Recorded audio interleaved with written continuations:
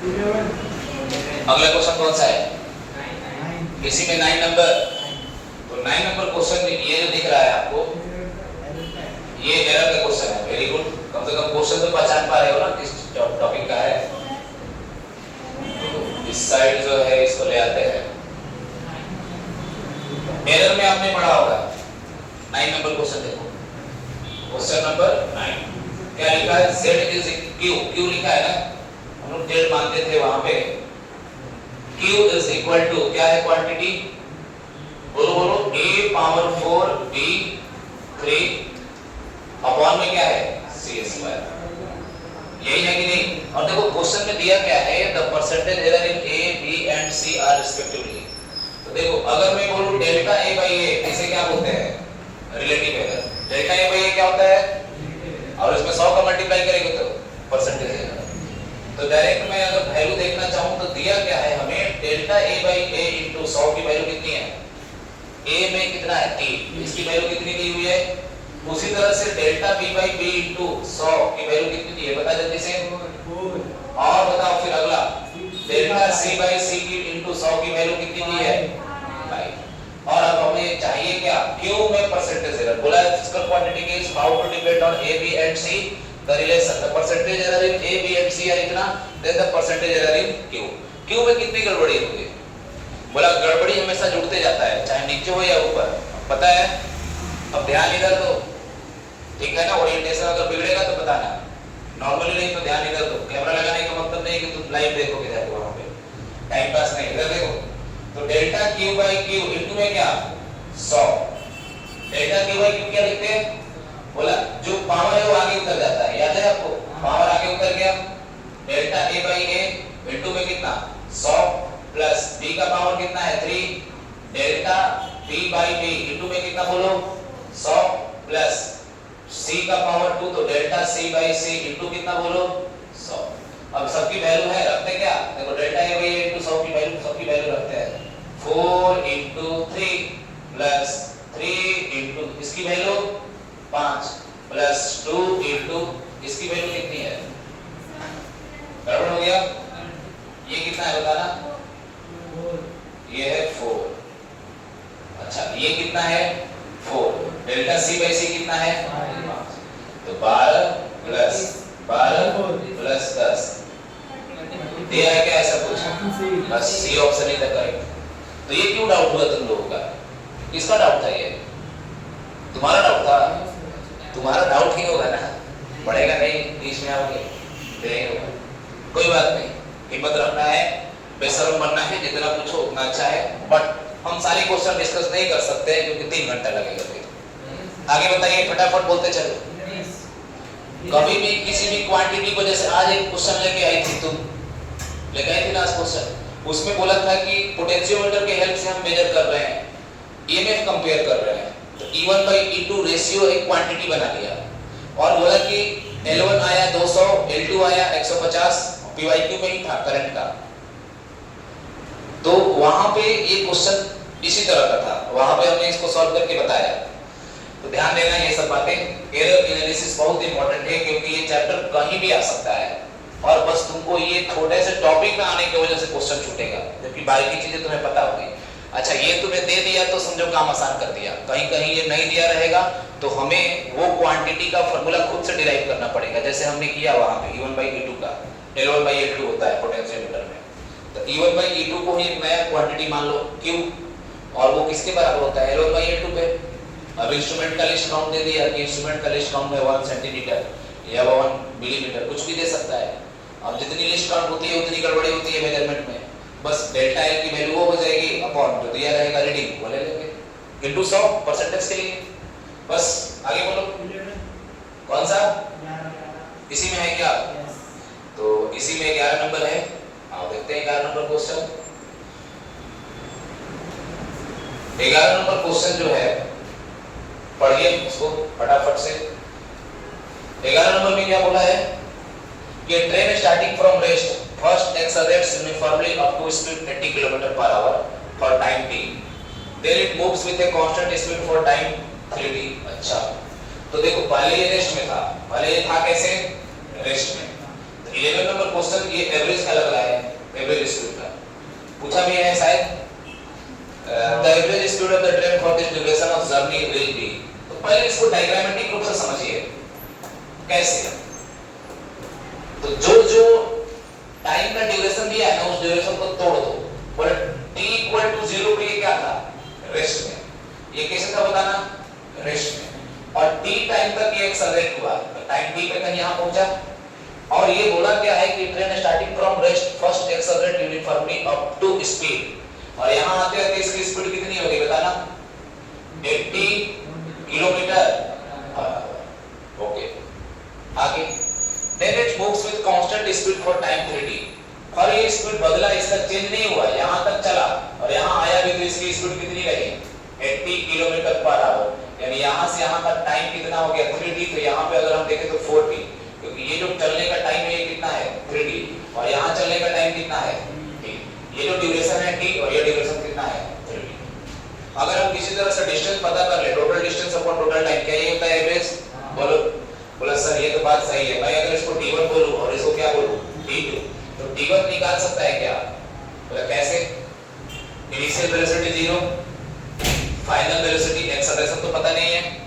एक काम कर सकते हैं, एक्सेलरेशन पता कर सकते हैं। बोलो कैसे? बोला एक्सेलरेशन जो होता है एक्चुअली में v बराबर u प्लस at पढ़ा है आपने। u तो 0 है क्योंकि रेस्ट में था। एक्सेलरेशन क्या हो जाएगा v by t, at by t। Acceleration पता चल गया तो d1 क्या हो जाएगा, हाफ s बराबर ut plus half at square. u तो 0 है तो हाफ इनटू a की वैल्यू कितना लिया, at by t इनटू में किसका स्क्वायर, t का स्क्वायर। ये बता कितना हो जाएगा, f से t काटेगा t कितना हो गया 40। ये डिस्टेंस हो गया 40t। और d2 तो बिल्कुल आसानी से निकाल लेगा। एक्सेलरेशन कितना है इस वाले जर्नी में 0, और डिस्टेंस कितना है, तो बोला स्पीड सर है 3t टाइम के लिए चला है, तो डिस्टेंस बराबर क्या होता है स्पीड इनटू टाइम। तो बता स्पीड कितना हो गया इसका 80, और टाइम कितना देर के लिए चला 3t। तो आप चाहे तो इसे मल्टीप्लाई कर लो 240t।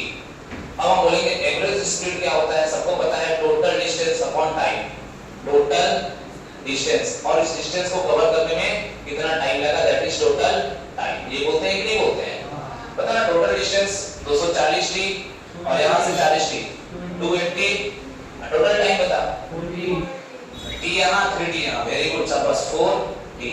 देखने से कितना आ गया सर 70 दिया है क्या, ऑप्शन डी। और ये स्पीड किलोमीटर में आएगा, मीटर पर सेकंड में आएगा, किलोमीटर में ही आएगा, किलोमीटर में ही दिया हुआ है। ये लिख दिया है यहां तो ठीक है, इसलिए यूनिट नहीं दिया।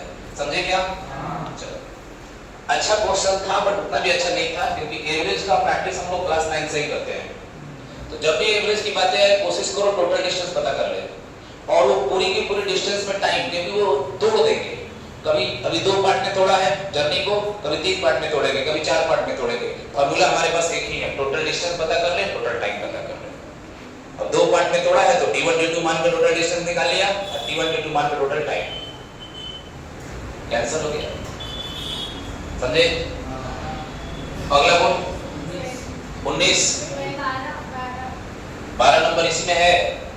12 नंबर क्यों? अच्छा, a particle moves in a straight line so that displacement x, ये 12 number, a particle moves in a straight line so that its displacement x। तो ये 1D मोशन जैसा कुछ है, सिर्फ डिस्प्लेसमेंट along x है। खैर उससे कोई मतलब नहीं है, ये रिलेशन दिया हुआ है x square is equal to 1 plus t square, तो its acceleration at any time t is। तो एक्सेलरेशन के लिए डिफरेंशिएट करो, एक बार डिफरेंशिएट करो तो क्या आएगा, वेलोसिटी dx by dt, और उसको दोबारा डिफरेंशिएट करोगे तब क्या आएगा, तो थोड़ा सा तुम लोग फंस गए। डिफरेंशिएशन वाला की मैथ में पढ़ लिए हो ना, ये लिखते चल रहे हो ना, फटाफट लिखते चलो, ठीक है।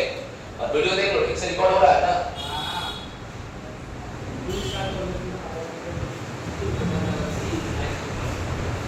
एक घंटा का हो जाएगा ना, आधा घंटा 40 मिनट का होगा तब फिर लोग फिर स्टार्ट कर देना, ठीक है। थोड़ा ध्यान देना, क्योंकि फिर मैं ज्यादा अपलोड भी नहीं होगा। आगे होता है 13 नंबर, 12 नंबर कौन सा है, लगातार डाउट हो रहा है 11 के बाद 12, थोड़ा ध्यान दो। x square is equal to कितना है 1 प्लस t स्क्वायर। तो मैंने बोला इसको डिफरेंशिएट करो विद रिस्पेक्ट टू टाइम, तो बताओ x को डिफरेंशिएट किया टाइम के रिस्पेक्ट में तो 2x, और dx by क्या लिखोगे 2x dx by क्या लिखोगे dt। बात समझ आया? कोई दिक्कत? सर ये जरूर लिखना, ये तुम लोग भूल जाते हो। x को टाइम के रिस्पेक्ट में डिफरेंशिएट कर रहे हो, टाइम को टाइम के रिस्पेक्ट में डिफरेंशिएट करोगे तो वो 1 हो जाएगा। अब बताओ टाइम को रिस्पेक्ट कर रहे हो, डिफरेंशिएट कर रहे हो, 1 का डिफरेंशिएशन 0, इसका क्या हो जाएगा 2p, dt by dt 1 हो जाएगा। अब हमें पता चल चुका है 2 से 2 गुणा दो, ठीक है, यह है x dx by dt और ये कितना आया t।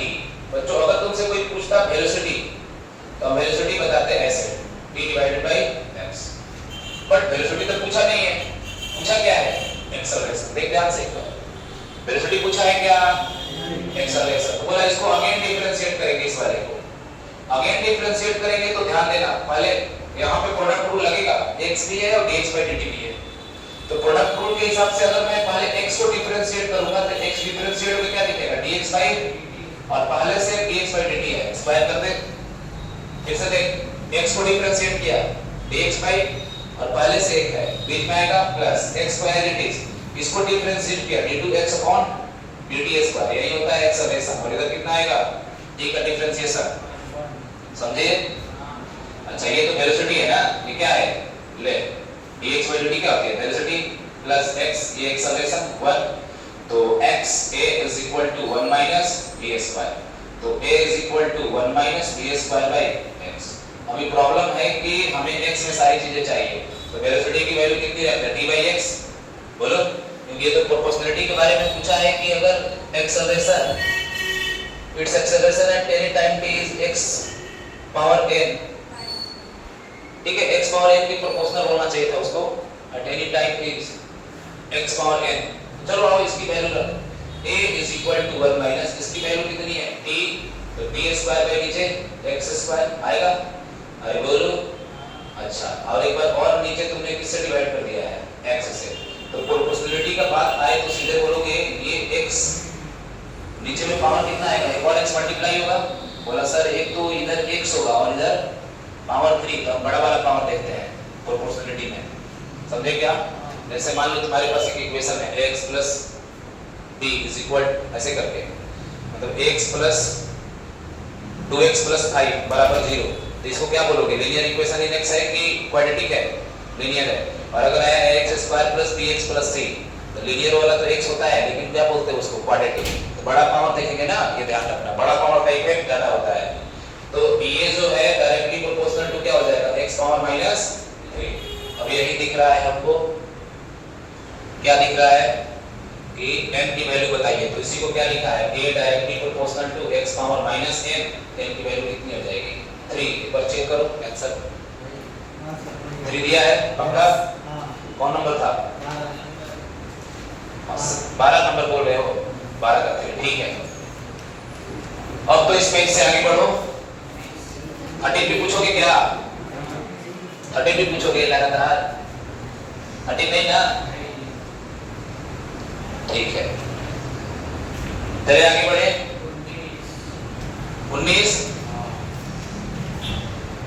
19 नंबर क्वेश्चन, इसको सही 19 बोल रहे हो ना, ये है ना 19 चित्र वाला,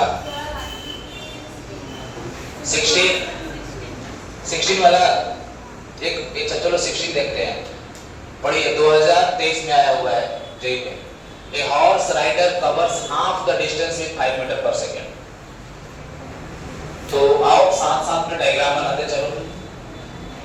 एक हॉर्स राइडर है, हॉर्स राइडर मतलब घोड़े पे बैठ के राइड करने वाला, उसने आधा डिस्टेंस कितने से कवर किया, आधा डिस्टेंस, पूरी डिस्टेंस को अगर मैंने डी मान लिया, सपोज टोटल डिस्टेंस को क्या मान लिया, क्यों माना सर, मतलब मान लो आंसर में नहीं आना चाहिए, कट पिट जाएगा, कोशिश तो यही होगी हमारी।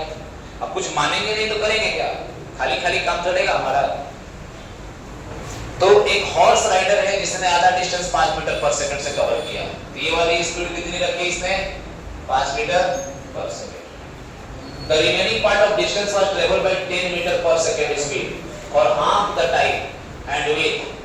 अच्छा ये देख, ये वाला जो है बोला जो बच गया रिमेनिंग ना, बोला d/2 ही तो बचेगा रिमेनिंग, समझा क्या? अब इसमें इसने टाइम को दो भागों में बांट दिया। अगर यहाँ पे टाइम लगाया t, यहाँ पे भी टाइम कितना लगाया? टाइम बराबर बराबर लगाया। समझो? समझे क्या? नहीं समझे? बोला देख, पहला तो पूरे डिस्टेंस को क्या कर दिया? दो भागों में बांट दिया। ये रहा पूरा का पूरा डिस्टेंस। बोला आधा चल गया 5 मीटर पर सेकंड से। तो अगर आपसे कोई इसको बोल दिया टाइम t1, इसको t2 बोल दिया और इसको t3 बोल दिया, तो t2 और t3 को मैंने बोला ये बराबर हो गए, किसी टाइम t के बराबर। समझे? और ये जो चला है ना, ये अलग अलग स्पीड से चला है। 10 मीटर पर second for half time and with speed 15 meter for the other half. मतलब ये 10 मीटर पर सेकंड है और ये कितना है? 15 मीटर। अब देखो, यहां पे हम पहले बात करते हैं। अगर मैंने टाइम को t माना है, मैं पूरी डिस्टेंस को बोल सकता हूं ये तो d/2 ही है। एक्चुअली में ये भी d/2 ही है। प्रॉब्लम है कि ये टाइम कैसे निकाले, बताना। क्या ये डिस्टेंस d/4 होगा? ना। अरे देख, टाइम सेम है, स्पीड अलग अलग है। टाइम जैसे यहाँ पे सपोज 10 से 1 सेकंड चला है, तो यहाँ भी 1 सेकंड ही चला है, तो यहाँ 10 मीटर चला होगा, यहाँ 15 मीटर चला होगा। हुआ होगा कि नहीं हुआ? प्रॉब्लम ये है। तो कैसे सोचे बता? हमें किसी भी तरह से टोटल एवरेज निकालने के लिए क्या चाहिए? एवरेज के लिए हमें चाहिए, एवरेज स्पीड पूछा है, टोटल बोले डिस्टेंस अपॉन में क्या? Total time. डिस्टेंस तो t है, टाइम में लोचा है, t1 है plus 2t, t2 plus t3 2t। इसी तरह से t1 की वैल्यू निकालो। आ जाओ, t1 की वैल्यू तो तू लिख लेगा t अपॉन d/2 अपॉन कितना? 5। t की वैल्यू कैसे निकालोगे? बोला सर एक बात समझ रहे हैं, बात ध्यान से सुनना। प्रॉब्लम ये है कि 10t प्लस 15t पूरी डिस्टेंस कितनी है? नहीं समझे? बता। टाइम इनटू स्पीड, ये क्या है? स्पीड इनटू टाइम क्या होता है? डिस्टेंस।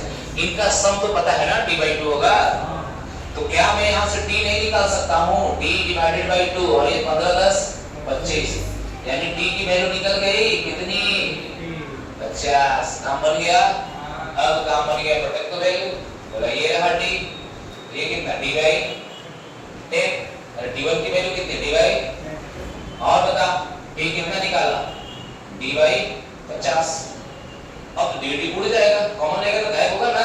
ले कॉमन ले लिया ऐसे, 1/10 प्लस 1/25, d से 2 उड़ा दे। पता है ऐसे कितना आएगा? 200 250 आएगा। ये सेम 100 आएगा। वो 50 सबसे छोटा नंबर 50 है ना। तो यहाँ से आएगा 5 और यहाँ से आएगा, और ये कितना आ जाएगा? 50/7। तो बताओ फिर 50/7 का मतलब कौन सा क्वेश्चन था? x की वैल्यू फाइंड करनी थी, x 50 आएगा। अच्छा, तो इसी को क्या बोला? x/, बस x की वैल्यू कितना आ गया? 100। मतलब चेक कर लेना, आंसर चेक करते रहना, ठीक है? देखो कांसेप्ट तो गलत नहीं होगा, आंसर गलत हो सकता है कैलकुलेशन की वजह से, ठीक है? हमने एक ही बात दिमाग में सेट है कि टोटल डिस्टेंस पर टोटल टाइम, और टोटल टाइम जो है वो किसी तरह से d के फॉर्म में आने तभी कटेगा। ये बात सोच लेंगे। जैसे यहाँ पे हमने टाइम के लिए सोचा कि करे तो करे क्या? बोला एक बात पता है, पूरा d/2 है। बोला ये चला जो 10t प्लस 15t मिला के d/2 है। सोचा, अभी भी सोचा मैंने, काम कर दिया। और भी तरीका हो सकता है। कुछ लोग आपको बताते हैं कि सेम टाइम के लिए अगर चला तो दूसरा तरीका भी आ सकता है। छोड़ो, टाइम पास नहीं करेंगे, अगले क्वेश्चन पे बात करेंगे, क्योंकि क्वेश्चंस बहुत है, ठीक है? कौन सा? लिख लो पहले जल्दी से फटाफट इसको।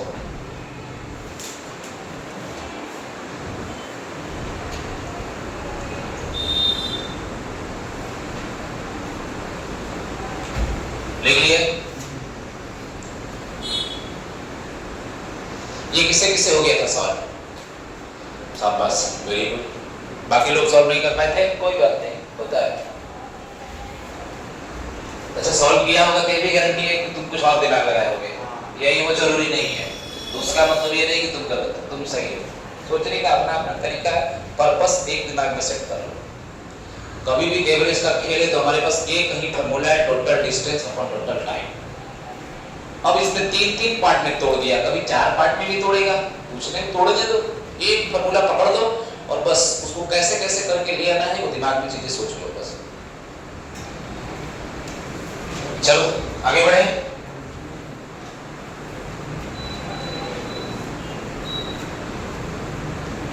देखो लिखने वाला काम थोड़ा थोड़ा साथ में भी करना है आपको, समझ रहे हो ना? ऐसा एकदम से नहीं कि चुपचाप तुम्हारे दिमाग में थॉट चला गया तुम शुरू हो जाओ खुद से।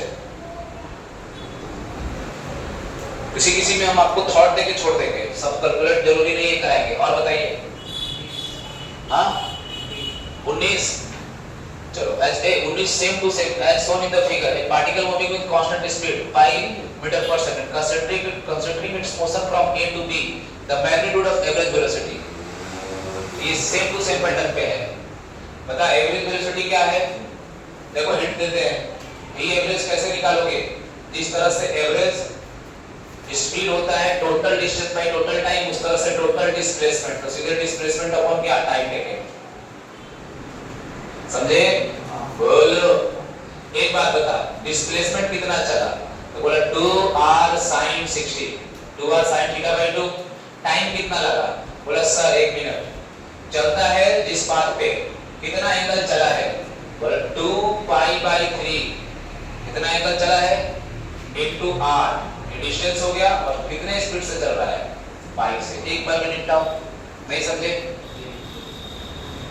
देखो स्पीड तो इसकी कांस्टेंट है, समझा? ये गया यहां से यहां तो पाथ तो यहीं पकड़ के गया। डिस्प्लेसमेंट के लिए ये लेंथ क्या होता है? 2r sin theta by 2r, 120 degree का आधा 60 डिग्री।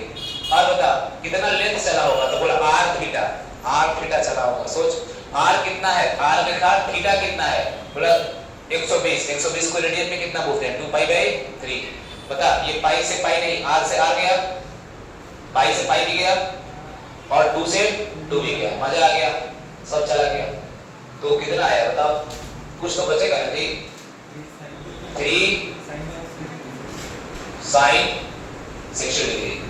तो बताओ sin 60 डिग्री की वैल्यू कितनी होती है? √3 बाई, तो ये कैसा आ गया? 1.5 √3। ठीक भी तो आया है, ऐसा आंसर ठीक भी आया है।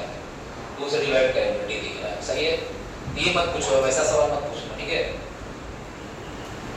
तो बोल देंगे गधा बैठ के कैमरा में रिकॉर्ड हो जाएगा, थोड़ा सा ध्यान रखना, ठीक है? मान लो कभी कोई देखेगा कहेगा क्या, अब देखो कैमरा में बहुत सोच समझ के बोलना पड़ता है, समझ रहे हो ना बात?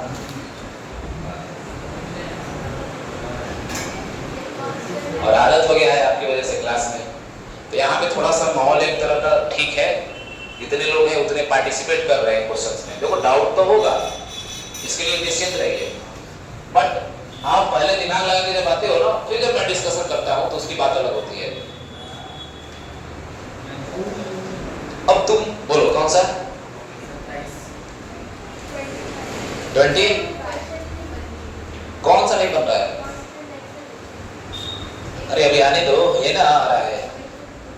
कुछ भी नहीं बन रहा है, ये क्या बात कर रहे हैं? कांस्टेंट एक्सेलरेशन मतलब वो वाला 3-4 इक्वेशन जो पढ़े थे, motion of equation.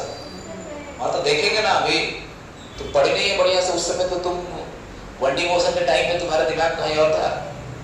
Ravi sir पढ़ा रहे थे उस समय, तो आप लोग बहुत तो उनके चक्कर में थे, क्यों जा रहे हैं, क्या कर सकते हैं?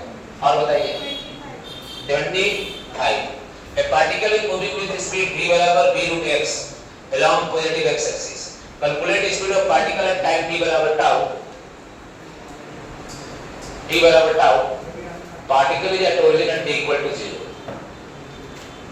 अच्छा, स्पीड क्या होता है? तो t बराबर tau पे इंस्टेंटेनियस स्पीड पूछा है और स्पीड दिया भी है। बोलो दिखाना क्या चाह रहा है? Particle is moving with speed v। तो 25 नंबर क्वेश्चन है ना ये, और चेक करते हैं। Particle is moving with speed v and v as a function of x दिया हुआ है। अच्छा, ये टाइम का फंक्शन नहीं है, और समझे? हमको ये टाइम लग रहा था, तब सोच रहे थे सीधे t की वैल्यू पुट कर देंगे, ये तो t नहीं है। तो सर क्या करें? बोला एक बात बताओ, जो पूछा है वो क्या पूछा है, एवरेज स्पीड की इंस्टेंटेनियस स्पीड, क्योंकि t बराबर टाउ है, इंस्टेंट है, इंस्टेंटेनियस स्पीड है, यस। और इंस्टेंटेनियस स्पीड क्या होता है, इंस्टेंटेनियस वेलोसिटी की मैग्नीट्यूड, पढ़ा कि नहीं पढ़ा, ठीक है। और अगर ऐसी बात है तो पहले तो हमें एक्चुअली में टाइम के फंक्शन में आ जानी चाहिए, ये velocity is a function of x है, velocity is a function of time चाहिए। बोला एक काम करो, एक्चुअली में ये जो एक्सेलरेशन होता है वो पहले पता कर ले। एक्सेलरेशन होता है v dv by dx। बोला यहां से अगर मैं dv by dx निकालूं तो कोई प्रॉब्लम आपको, v इसको डिफरेंशिएट कर, 1 डिवाइडेड बाय हो जाएगा 2 रूट 1/2 बाहर आएगा और एक घटाएगा तो नीचे दिखेगा। ये क्या है, dv by dx। तो बताओ v की वैल्यू कितनी है, v की वैल्यू कितनी है, v रूट x, और ये कितना आया, v by 2 रूट, ये तो मजा आ गया, कांस्टेंट एक्सेलरेशन आ गया, v स्क्वायर बाई एक्सेलरेशन क्या है, कांस्टेंट।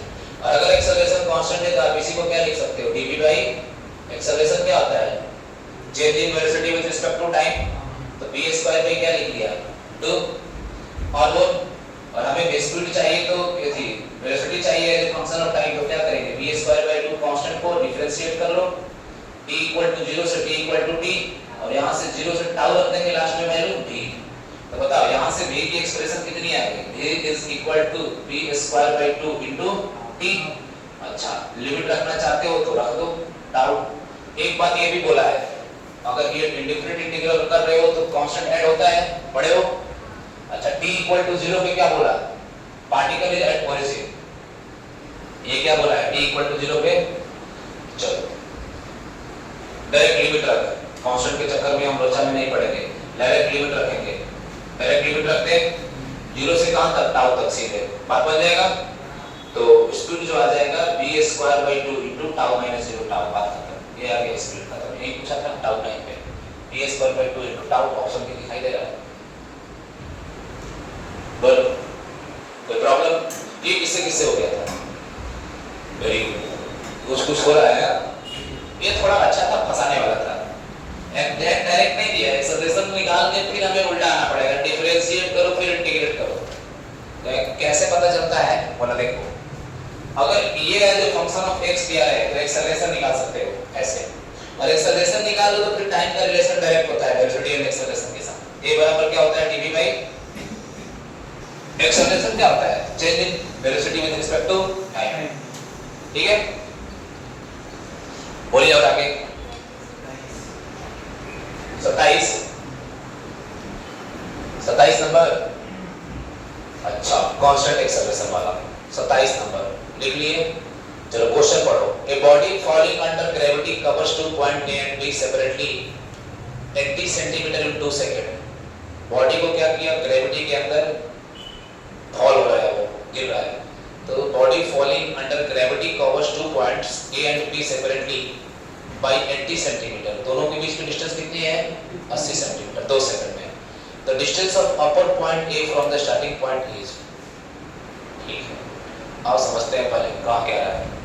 देखो पहले क्वेश्चन को आराम से पढ़िए, समझ जब तक ना है ना, कुछ समझना है जब तक फील ना होना वैसा फिगर, तब तक पढ़ते रहो, नहीं तो फील ही नहीं करोगे तो फिर करोगे क्या, सोचोगे क्या, सोचो। तो ये बहुत जरूरी है, क्वेश्चन को पहले पढ़ना, फिजिक्स में खास करके रटा रटा काम यहाँ पर नहीं चलेगा। तो मैं सोच रहा हूँ अभी पढ़ते हुए, क्वेश्चन नंबर था कौन सा, 27, ठीक है। किसी को आपने क्या किया, ऐसे गिराया, बोला लो ये ग्राउंड तक आएगा, बोला यहां से गिराया, बोला मान ले ये पॉइंट है A और ये पॉइंट कितना है B, इनके बीच की डिस्टेंस कितनी है 80, और 80 सेंटीमीटर इसका अच्छा नहीं लग रहा है, इसको ऐसे में कन्वर्ट कर 0.8 मीटर, तुरंत यूनिट कन्वर्ट किया करो नहीं तो फंस जाओगे। The body falling under gravity covered 2 points separated by 80 centimeter in 2 seconds. The distance of upper point A from the starting point is, ये है starting point और ये है,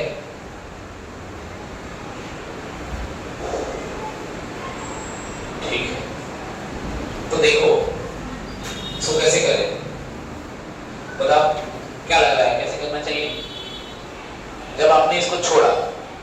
गिरा, गिरते गिरते यहाँ स्पीड बढ़ गया। प्रॉब्लम ये है कि टाइम बहुत ज्यादा दिया हुआ है 2 सेकंड का, और 2 सेकंड में इतना ही चल पा रहा है,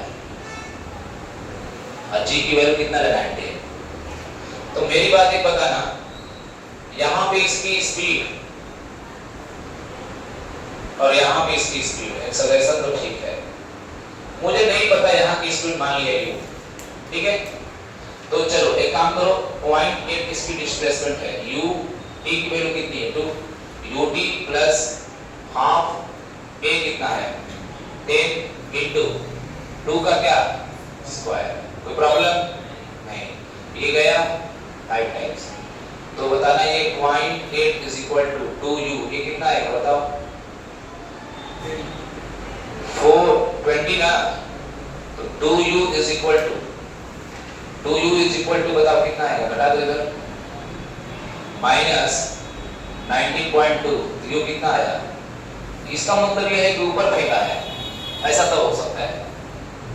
मतलब समझो, किसी को गिराओगे तो पहले सेकंड में वो 5 मीटर कवर कर लेता है, दूसरे सेकंड में ये थोड़ा अजीब तरह का है, इसको 80 मीटर देना चाहिए। ये सुधार लें क्या क्वेश्चन को, ये पॉसिबल ही नहीं है, समझ रहे हो मेरी बात। तो क्वेश्चन सुधार लो, ये 80 मीटर होना चाहिए, दिस इज नॉट सेंटीमीटर, नहीं तो फंस जाएंगे, ये पॉसिबल नहीं है, देखने से नहीं लग रहा है। मोशन अंडर ग्रेविटी में कभी ऐसा हो ही नहीं सकता है कि 2 पॉइंट के बीच की डिस्टेंस हो। जब लास्ट छोड़ते हो तो 1 सेकंड में, शुरू में ही तो सबसे कम चलता है 1 सेकंड में, 1 सेकंड में कितना 5 मीटर, अगले सेकंड में वो 15 मीटर चल जाता है, उसके अगले सेकंड में बढ़ते जाता है, आपको पता ही होगा। तो प्रॉब्लम है कि ये क्वेश्चन ही गलत है, जब तक मीटर नहीं करोगे सॉल्व नहीं होगा, डाटा इज सफिशिएंट, ठीक है। अब इस पे चेक करो, आसानी से सॉल्व हो जाएगा, मिला लेंगे, क्योंकि इनकी कोई भरोसा नहीं है ना बुक छापने वाले की। 80 मीटर, तो 80 मीटर के हिसाब से अगर हम चले तो हमने बोला s इज इक्वल टू क्या ut प्लस, यहाँ आते आते इसकी स्पीड को हमने क्या मान लिया u, पता 80 चला, u नहीं पता है, t कितना 2 second, acceleration half at square, acceleration है 10 into 2 का स्क्वायर, 2 से 2 ये उड़ा दे, और बताओ फिर अब ये आ जाना चाहिए 2u प्लस 20, तो 2u is equal to 60, u की वैल्यू कितनी 30 क्या मीटर पर सेकंड। तो एक बात बता, यहाँ से कितना नीचे आए कि u 30 हो जाए, बोलो।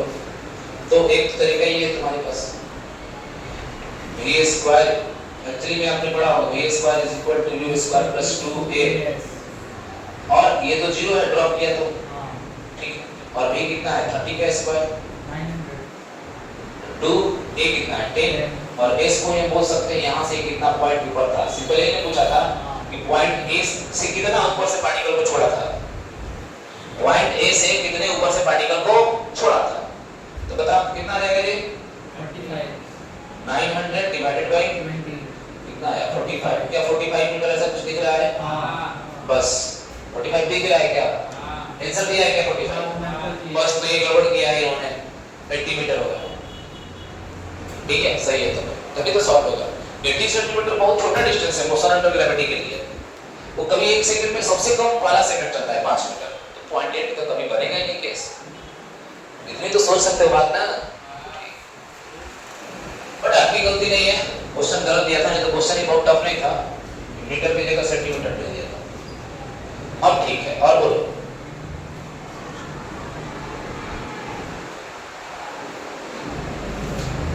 देखो जी, कांस्टेंट एक्सेलरेशन में मोशन ऑफ इक्वेशन यूज करना है, इसमें कौन सा टफ हो गई, आगे के लिए कैसे आएगा, प्रैक्टिस नहीं की होगी उस समय, इसलिए नहीं आया, उसको हमने भर भर के किया। प्रोजेक्टाइल में हर जगह यूज करते हैं, प्रोजेक्टाइल में अलग अलग, एक्स के लिए अलग, वाई के लिए अलग, वो हो जाता है, ये भी हो जाएगा, प्रैक्टिस करो, आपका कमी है, ठीक है। आप लोग अपने बारे में सोचिए,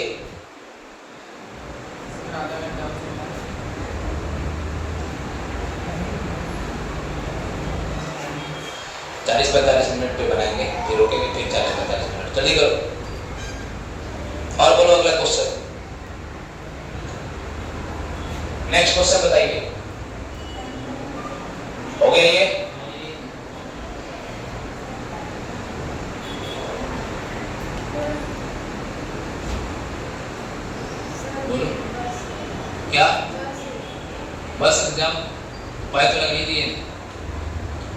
छूटेगा तो देख लेना है, फाइल लगा रहे हैं, अपलोड भी करते हैं वीडियो।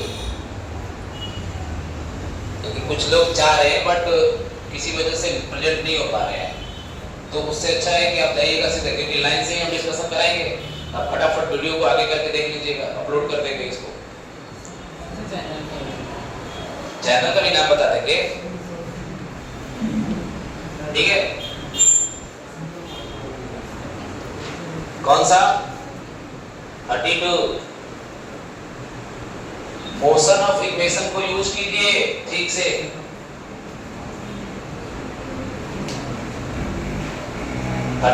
इसी में है, कहाँ है?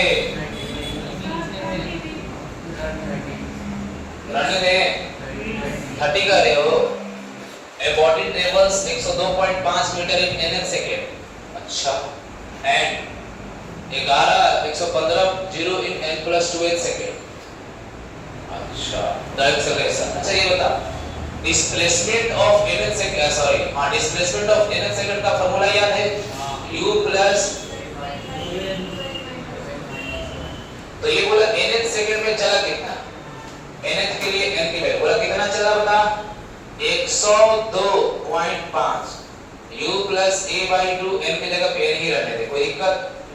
फिर क्या बोला, n प्लस 2th सेकेंड, मतलब n सेकेंड, मतलब मान लो n की वैल्यू 10 है, 10वां सेकेंड में चला कितना, सपोज कितना चला, कितना चला, तो 10वें सेकंड में कहां गया, 30 था ना, 115, तो 10 प्लस 2 12वें सेकंड में कितना चला, सॉरी 10वें सेकंड में 102.5 चला, तो 12वें सेकंड में कितना चला, 115, ऐसा कुछ बोल रहा है। तो हमसे पूछा क्या है बताओ, एक्सेलरेशन। तो कुछ मत कर, पहले 115 लिख ले, दो इक्वेशन, दो अननोन, निकल जाएगा। ये बता कितना है, तो अच्छा 3 अननोन हो गया, तो 2 हमको लग रहा है बॉडी, और बोला नहीं है ये शुरू में लिस्ट में था क्या, शुरू में लिस्ट में था, ऐसा कुछ नहीं बोला है, तो कैसे होगा, उसको आप चेक करते हैं। पहला काम करो, n की जगह पे क्या रखो, n प्लस 2 माइनस 1, ये हो जाएगा 115 is equal to u plus a by 2, तो 2n प्लस 2, तो 2n क्या हो जाएगा प्लस, कहीं से भी देख के अगर एक्सेलरेशन चाहिए तो 3 वेरिएबल है, हमें u को, हाँ 3 होगा, ठीक है। अगर घटा भी देंगे तो क्या होगा, चलो घटा दे,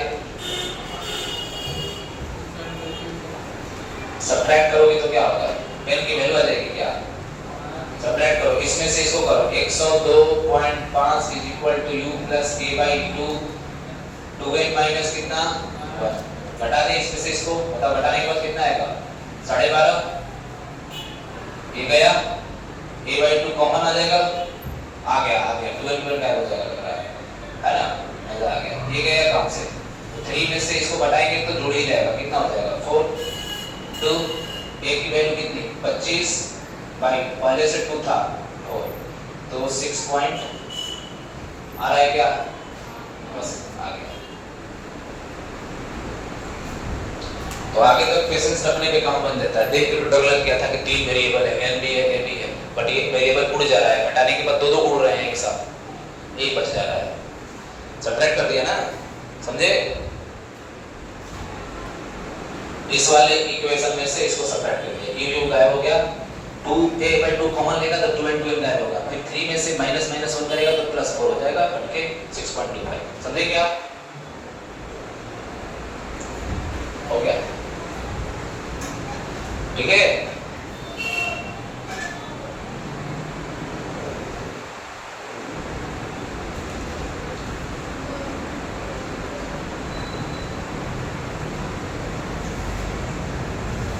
बोलो आगे जल्दी, अभी हम लोग 30 क्वेश्चन पे ही पहुंचे हैं, कम से कम 50 कर ले फटाफट।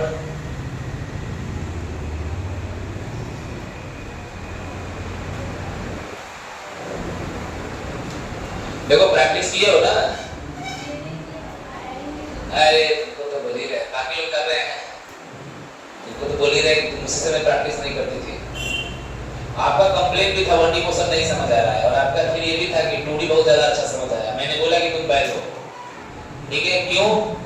क्योंकि 2D में दो डायमेंशन में हम एक ही काम कर रहे हैं, वो समझ आ गया, और एक डायमेंशन में नहीं समझ आ रहा है। ये कैसे हो सकता है? क्योंकि आपने उस समय ध्यान दिया, उस समय नहीं दिया। बस अभी भी मौका है, दोबारा से आप क्वेश्चंस को क्या कीजिए, डील कीजिए, इक्वेशन सेट कीजिए, चीजों को पहले एनालाइज करो, फिर सॉल्व करो। 30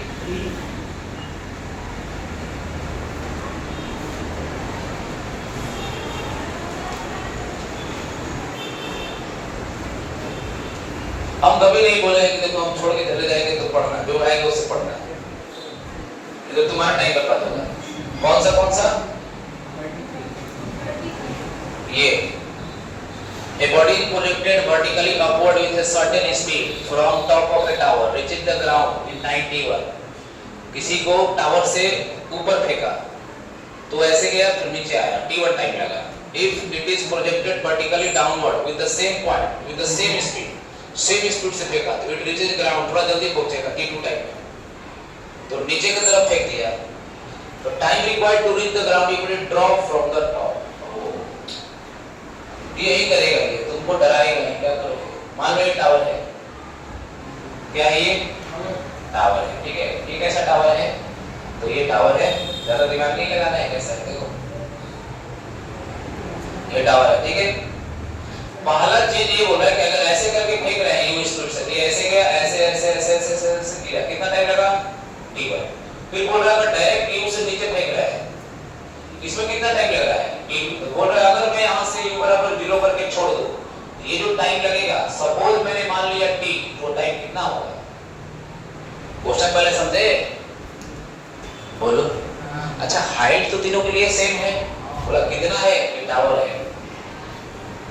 तो मैं अगर फर्स्ट के लिए लिखूं, फर्स्ट के लिए जिसको ऊपर फेंका जा रहा है, तो ध्यान से देख, वेलोसिटी ऊपर की ओर ना, क्योंकि हम मैग्नीट्यूड लेंगे वेलोसिटी की, तो साइन का ध्यान रखोगे। अपवर्ड को अगर प्लस मान लिया तो डाउनवर्ड क्या होगा? तो किसको प्लस माने? तुम ही बोलो। किसी एक को प्लस मानते हैं, किसको मान लें?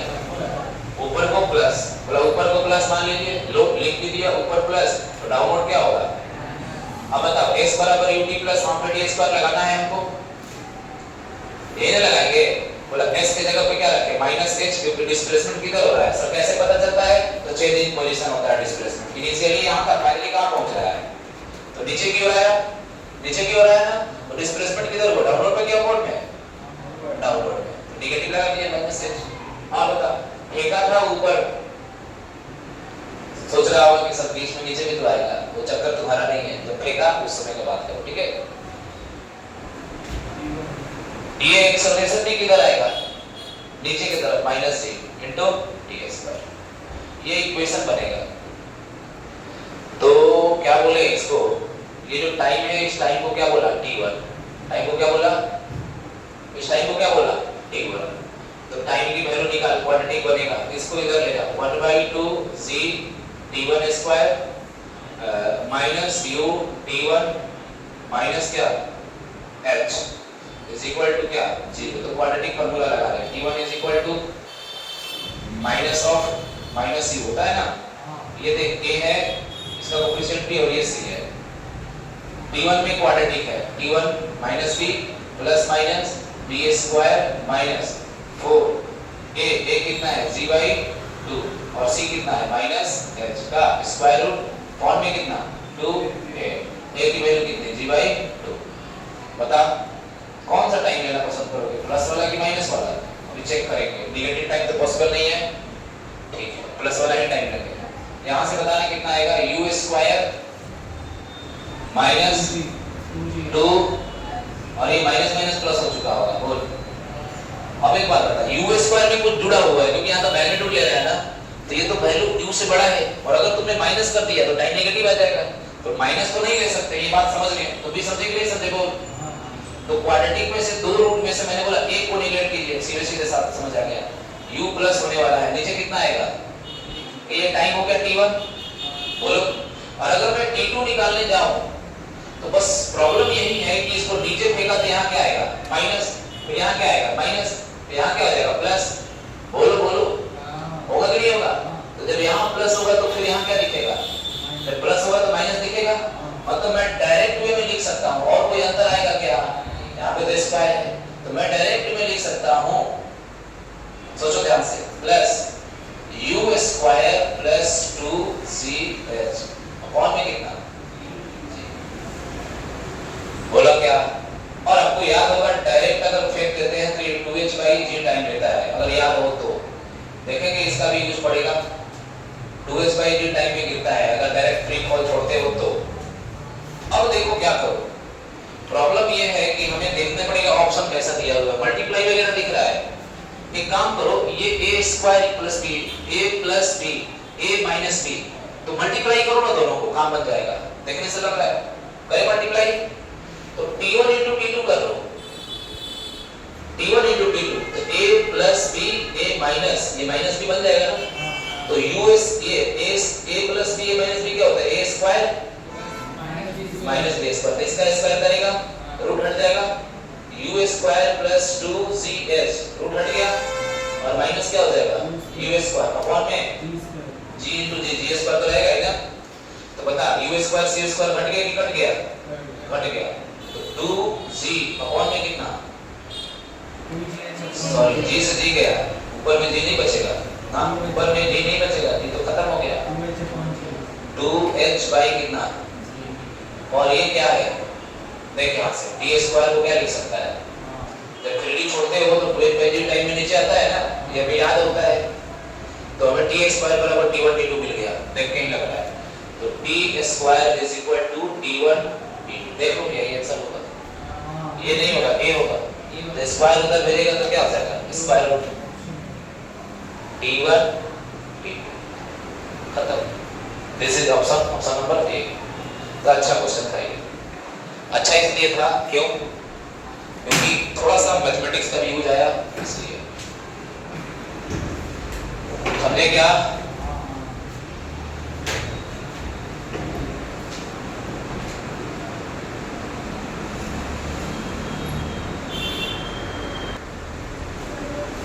देख क्या बोल रहा है कि सर ये माइनस वाले को क्यों हटा दिया, बोला 1 मिनट, टाइम नेगेटिव होता है क्या?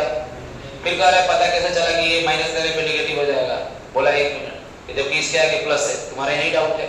अरे u स्क्वायर में सिर्फ अगर u स्क्वायर रहता तो रूट से बाहर आता तो क्या होता u, अभी u स्क्वायर में कुछ जुड़ा हुआ है 2gh, तो बड़ा ही होगा नंबर ना, और बड़े वाले के आगे नेगेटिव प्लस छोटे वाले के सामने पॉजिटिव, तो नेट ओवरऑल क्या आ जाएगा, फिर टाइम नेगेटिव होता है, बस इसलिए नहीं लिया, समझ गए? कौन सा क्या t2 कैसे लाया, बोला सारा चीज में t2 में क्या हुआ, सेकंड में जब फेंका तो सेकंड में ये हो रहा है, दोबारा जब इसको फेंका तो ये सीधे आ रहा है, नीचे करके फेंका तो नीचे करके फेंका, तो पहले वाले में दूसरे में क्या अंतर है, सिर्फ u जो था ऊपर था तो प्लस दिया था, तो अब नीचे जाएगा तो u की जगह पे क्या आएगा, माइनस, तो यहाँ पे माइनस आएगा तो इधर आएगा तो फिर प्लस, और प्लस हो गया तो बस माइनस का अंतर आने वाला है, तो बस माइनस माइनस प्लस बनता, यहाँ पे माइनस दिखेगा, और बस ये इक्वेशन में फर्क पड़ने वाला है, क्योंकि u की जगह पे माइनस u रख, यहाँ पे तो स्क्वायर हो जाएगा तो माइनस गायब हो जाएगा, यहाँ माइनस दिखा, पूरा डायरेक्ट टाइम क्यों वेस्ट करें, एक बार तो कर लिए ना, समय बर्बाद करे बार बार लिख के, तुम बर्बाद करो लेकिन कोशिश करो कि टाइम बचाए, डर लगे तो लिखो शुरू से फिर से, ठीक है? ये किसी से सॉल्व हुआ था, किससे सॉल्व हुआ था, किसी से नहीं, कोई बात नहीं, चलो।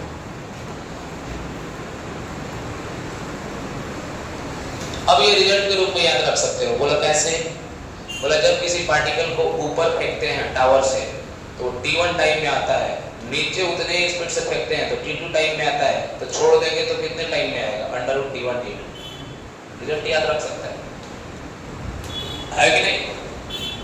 क्या बोला समझे?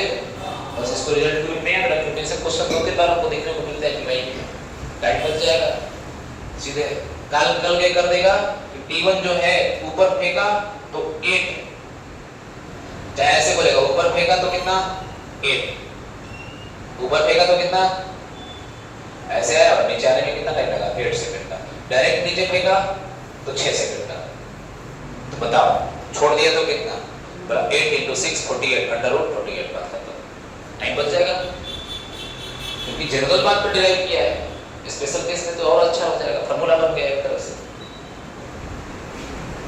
बताइए आगे कौन सा 29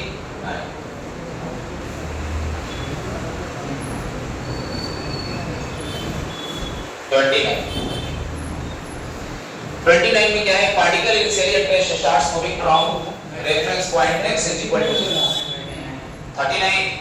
अगले पेज पे फिर हमको इधर उधर क्यों करवाया?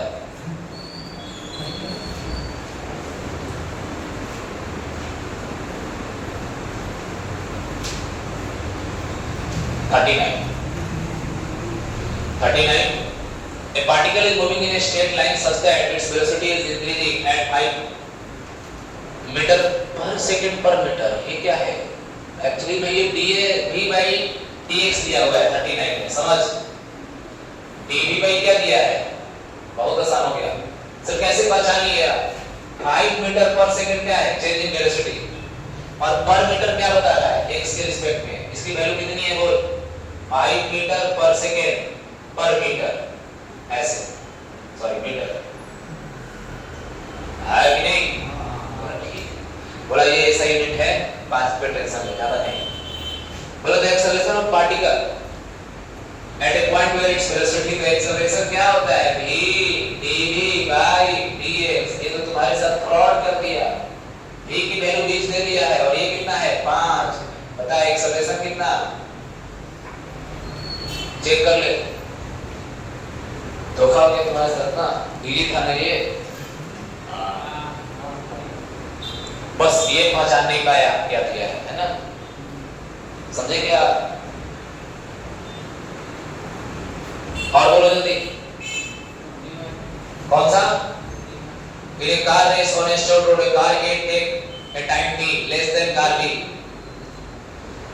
पहले लिख लो, वीडियो लंबा हो रहा है, इसको थोड़ा रोकते हैं।